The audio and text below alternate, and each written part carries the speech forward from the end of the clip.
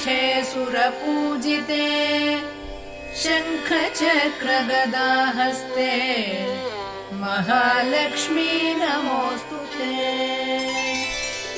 नमस्ते गरुडारूढे डोलासुरभयङ्करी सर्वपापहरे देवी महालक्ष्मी नमोऽस्तुते। सर्वज्ञे सर्ववरदे सर्वदुष्टभयङ्करी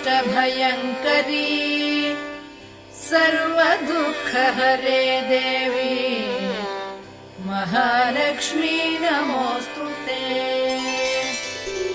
सिद्धिबुद्धिप्रदे देवी भुक्तिमुक्तिप्रदायिनी मन्त्रमूर्ते सदा देवी महालक्ष्मी नमोऽस्तुते।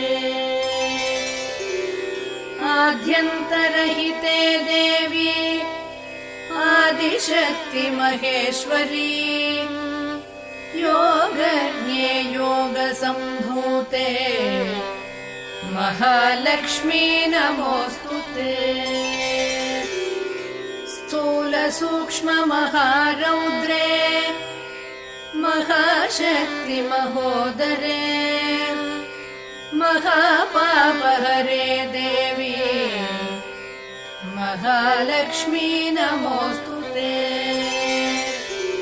पद्मासनस्थिते देवी परब्रह्मस्वरूपिणी परमेशि जगन्मातः महालक्ष्मी नमोऽस्तुते।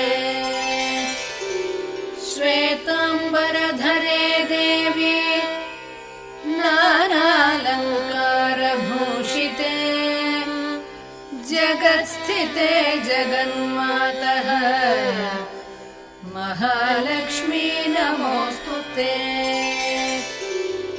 महालक्ष्म्यष्टकं स्तोत्रम् यः पठेत् भक्तिमान् नरः सर्वसिद्धिमवाप्नोति राज्यं प्राप्नोति सर्वदा।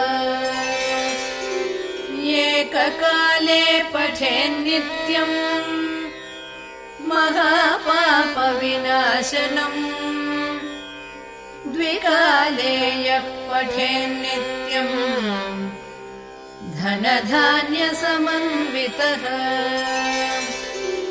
त्रिकालं यः पठेन्नित्यम् महाशत्रुविनाशनम् महालक्ष्मीर्भवेन्नित्यम् प्रसन्ना वरदा शुभा।